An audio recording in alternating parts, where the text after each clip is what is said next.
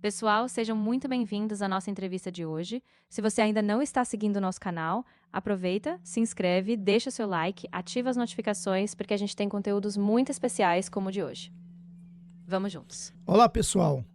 Nós estamos aqui com o projeto Estudando a Bíblia com Lia. E hoje nós vamos trabalhar o capítulo 5 de João. Vamos falar sobre o paralítico do tanque de Betesda. Vamos fazer algumas perguntas e vamos aprender juntos. Lia, eu vou ler o texto para a gente começar a discutir sobre o texto. Ó. Depois disto, havia uma festa entre os judeus e Jesus subiu a Jerusalém. Que festa era essa, Lia? Essa é uma boa pergunta. O texto não especifica exatamente qual festa era, mas muitos estudiosos acreditam que era uma das festas judaicas principais, como a Páscoa ou alguma festa das colheitas. A gente pode refletir sobre isso ao longo da conversa. E aqui tem uma informação no verso 2 que diz: a festa era em Jerusalém, e lá em Jerusalém havia, próximo à Porta das Ovelhas, um tanque chamado, em hebreu, Betesda, o qual aqui diz próximo à Porta das Ovelhas. O que é Porta das Ovelhas? Por que tem esse nome? Existiam outras portas e quais são as outras portas? Ótima observação. A Porta das Ovelhas era uma das portas principais de Jerusalém, usada para levar as ovelhas ao templo. Sim, havia outras portas, como a Porta do Jardim, a Porta da Água, a Porta Dourada, entre outras. Cada porta tinha um propósito específico. E essa, a das ovelhas, era uma passagem importante, especialmente para o povo que levava animais ao templo. E o tanque de Betesda? Por que ele está ali próximo à Porta das Ovelhas? Então, o tanque de Betesda ficava ali próximo justamente porque era um lugar onde as pessoas iam em busca de cura. Ele estava perto de uma área de muito movimento, perto do templo, onde o povo se reunia. Então era estratégico, porque muitas pessoas doentes passavam por ali, esperando o momento de entrar nas águas e serem curadas. No verso 3 já diz que havia uma multidão de enfermos, como você acabou de dizer, ali tinha cego, mancos, ressecados, né, esperando o movimento das águas. O que era isso, o movimento das águas? O movimento das águas era uma crença popular de que, de tempos em tempos, o anjo descia e agitava a água do tanque. Quem entrasse primeiro, depois desse movimento, acreditava que seria curado. Essa era uma esperança muito forte para aquelas pessoas, embora o texto não diga que o anjo descia realmente ou que a cura era garantida. Era uma coisa que não era certeza, isso aí era uma crença, era tipo um mito, tipo um folclore, alguma coisa dessa forma. Exatamente, isso mesmo. Era uma tradição oral, uma crença popular que estava muito presente, mas que não tinha uma base bíblica explícita. O texto apenas relata essa expectativa, e a partir daí a gente vê o encontro de Jesus com o paralítico, que vai. Tá, mas uma coisa é a pessoa acreditar nas coisas. Eu queria saber a origem dessa crença. Existe algum relato da origem dessa crença? Da onde eles tiraram essa crença? Olha, essa crença realmente não tem uma origem exata nos registros bíblicos. Alguns estudiosos sugerem que pode ter surgido no período intertestamentário, ou seja, entre o Antigo e o Novo Testamento, como uma tradição popular que se formou ali, mas o texto bíblico não dá detalhes sobre a origem dessa crença. A aplicação para mim é que quantas pessoas estão perdendo o seu tempo acreditando em ilusões, acreditando em uma coisa que não faz sentido. Existem pessoas que estão perdendo o seu tempo em crenças que não vão levar ele a lugar nenhum. Esse tempo todo de espera do homem simboliza mesmo quantas pessoas se agarram a expectativas ilusórias. E o texto, na verdade, mostra como Jesus chega e oferece uma cura real, uma transformação, mostrando que, em vez de se prender a crenças vazias, o verdadeiro poder está em se aproximar de Deus, que é quem pode realmente restaurar. Outra coisa, faz um cálculo para mim. Quando Jesus passou ali com 0 ano de idade para ser apresentado, quantos anos já tinha aquele homem naquele lugar? Se o homem estava há 38 anos esperando, e Jesus passou ali no começo da vida, ou seja, quando ele tinha 0, e depois aos 12 anos, quando Jesus nasceu, o homem já estava ali há 8 anos. E ao longo desses anos, essa condição dele se arrastou, até o momento exato em que Jesus, com 30 anos, o curou. Isso dá um peso ainda maior à situação. Não é? Porque imagina que Jesus passou ali com 0 ano, com 1 ano, com 2 anos, que são registro de aos 12 anos ter passado, mas ele deve ter passado todos os anos ali. E vendo aquele homem ali, sendo deitado. Ou seja, Jesus, ele, desde quando nasceu, ele passa por ali e observa que aquele homem está deitado ali há muito tempo. Exatamente, Wanderson. A gente percebe que, mesmo sem um registro explícito de todos os anos, Jesus, desde o início, sabia da situação daquele homem. Olha só que é o seguinte, no verso 6, que vem uma coisa assim muito interessante, uma curiosidade muito forte. Porque o próprio verso 6 diz que Jesus sabia Aqui, ó. E Jesus, vendo este deitado e sabendo que estava nesse estado havia muito tempo, ou seja, ele foi testemunha ocular daquela situação, disse ao homem: quer ficar curado? Ou seja, ele sabia que o homem estava ali há muito tempo, ele acompanhou ali aquele homem, quer dizer, aos anos que ele passou, ele via o homem ali, e, e aí ele faz uma pergunta, ou seja, uma pergunta que parece não ser uma pergunta óbvia. Quer ficar curado? A questão toda é por que que ele vai fazer essa pergunta? Por que que ele tem que fazer essa pergunta? Quer ficar curado? Essa é uma pergunta mesmo muito profunda. Acho que Jesus faz isso para provocar uma reflexão no homem. Ele já estava tanto tempo ali que talvez mesmo na dor ele estivesse acomodado àquela situação. E ao fazer a pergunta, Jesus dá ao homem a oportunidade de expressar a sua vontade, de ser parte da sua própria transformação. Então a cura, nesse sentido, envolve também uma escolha, uma fé ativa. Sabe o que eu penso sobre isso? Eu penso o seguinte: ele sabe os meus problemas, ele conhece as minhas dificuldades, ele sabe tudo que eu passo, ele sabe até mais do que eu, que tem coisas que eu não lembro. Então o fato dele saber os meus problemas, mas ele precisa, para agir na minha vida, que parte de mim a decisão. Eu tenho que querer. Hoje tem que entender que há pessoas que estão passando por algumas situações que não querem mudar essa situação. Porque tem pessoas que, por exemplo, ele vive dos seus problemas, ele vive da sua miséria. E outra coisa que eu penso, de repente, precisa partir da pessoa. Né? Jesus ele diz, ó, você quer ficar curado? Porque tem que partir da pessoa. Não é o que Jesus quer para mim, é o que eu quero para mim. Né? Jesus respeita isso em mim. Eu concordo totalmente com você. Jesus, ele respeita a nossa liberdade. A cura, a transformação, elas precisam de uma resposta da nossa parte. E às vezes, mesmo no sofrimento, a gente se acostuma, a gente se apega, mas quando a gente diz eu quero, aí a gente abre o caminho para uma ação de Deus na nossa vida.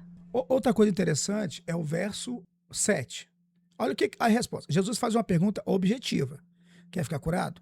E o homem diz o quê?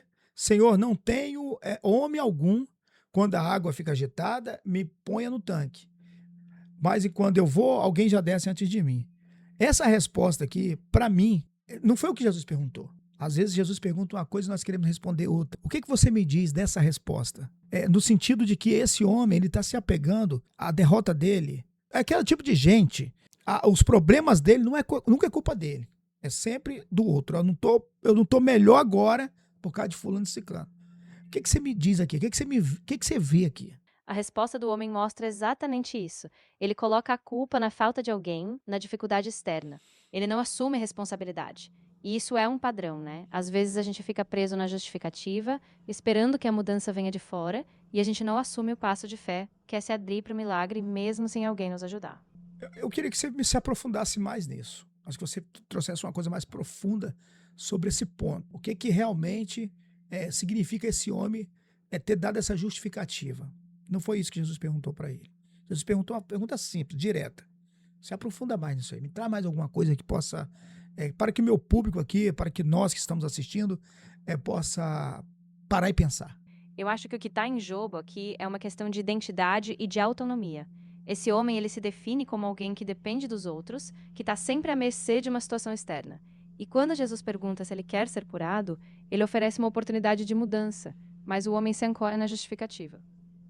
E assim, quantas vezes na nossa vida a gente faz o mesmo? A gente se define pelos nossos limites, pelo que nos falta, e com isso a gente não abre espaço para o poder de Deus. Jesus, ao fazer a pergunta, está chamando o homem a uma nova identidade, a dizer, olha, não importa o que os outros fizeram, você tem uma decisão, você pode se levantar. E isso vale para nós também. A gente precisa entender que mesmo que a gente esteja preso num padrão, Deus respeita o nosso livre-arbítrio. E quando a gente assume, aí a gente abre caminho para o milagre. Ok, muito bom.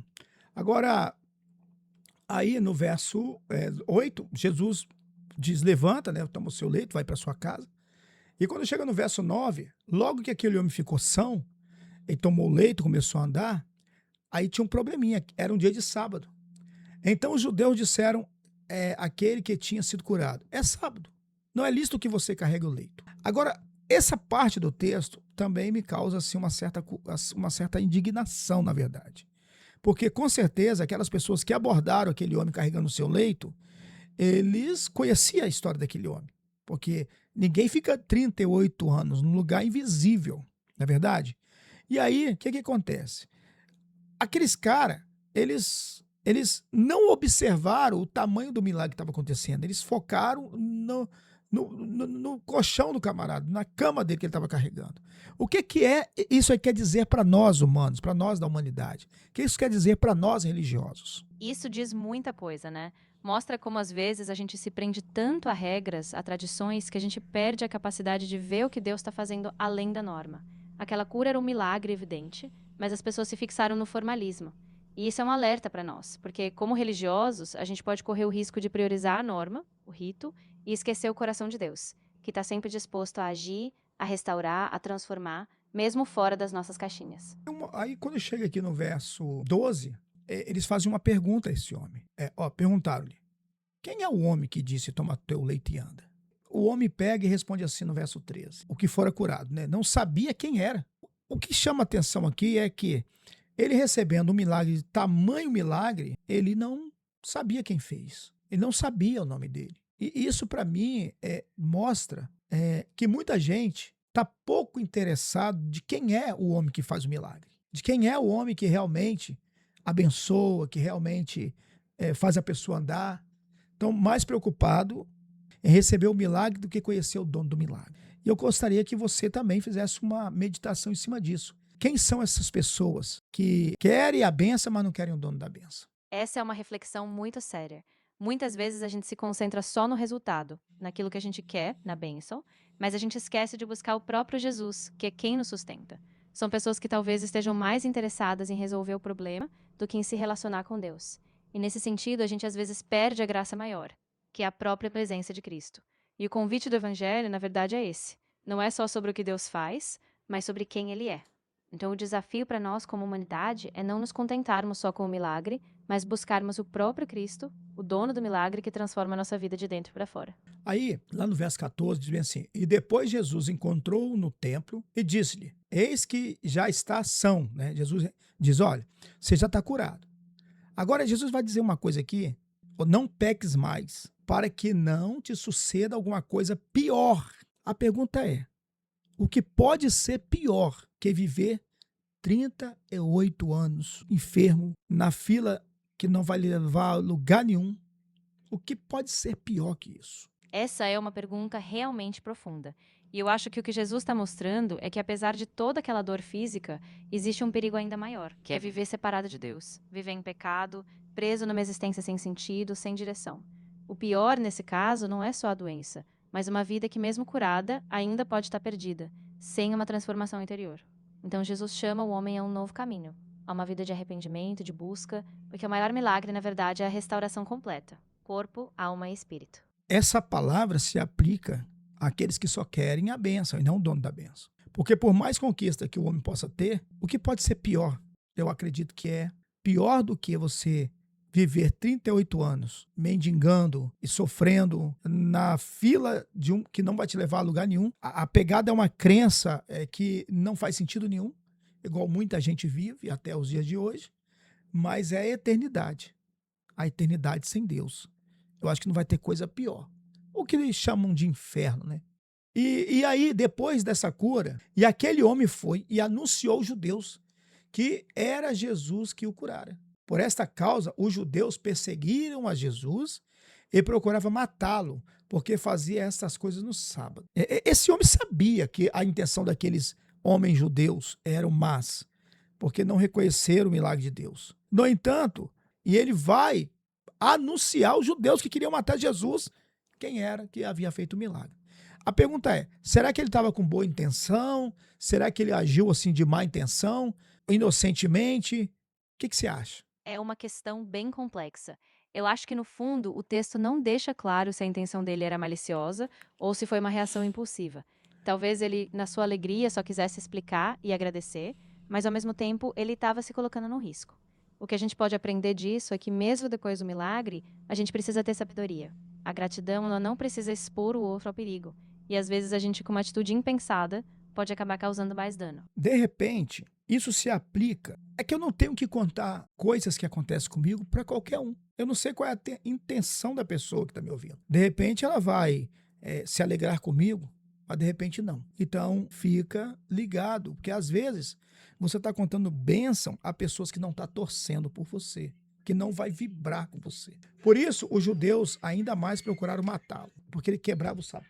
Sempre focado na questão doutrinária, na questão da lei. E aqui me mostra que o verdadeiro religioso, ele nunca vai conseguir entender o milagre de Cristo, porque ele vai estar sempre focado naquilo que ele pensa que é certo. Por exemplo, hoje, algumas igrejas carregam assim uns costumes muito fortes, e eu não tenho nada contra isso. Cada um que carregue a cruz que quer carregar. Porém, esses que acham que esses costumes que é o ponto principal da salvação, na verdade, muitas das vezes, eles não conseguem enxergar o milagre cotidiano na vida das pessoas. Por exemplo, uma pessoa chega na igreja totalmente destruído, totalmente derrotado, viciado e dessa natureza. E aí Jesus vai e faz na vida dele um milagre. Começa a libertá-lo, começa a transformá-lo. E o que os religiosos fazem? Ficam se apegando a uns detalhes que eles criaram e acaba expulsando essa vida que Jesus estava trabalhando por causa de conceitos humanos. Essa é a mensagem que eu trago para esse dia.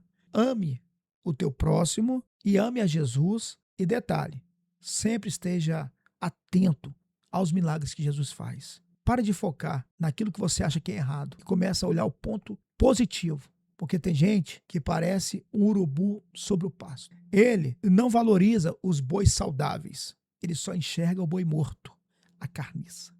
Tem gente que é assim, só enxerga a carniça. Vou me despedindo de vocês.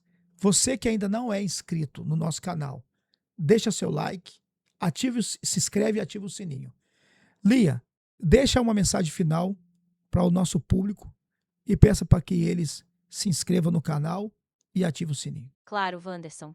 Pessoal, que essa mensagem toque o coração de vocês, que a gente possa sempre olhar para os milagres de Deus e amar o próximo com sinceridade. Se você ainda não está inscrito, se inscreva no nosso canal, deixe o seu like, ative o sininho, porque a gente quer estar junto com vocês, compartilhando a palavra de Deus e o amor de Cristo. Até a próxima.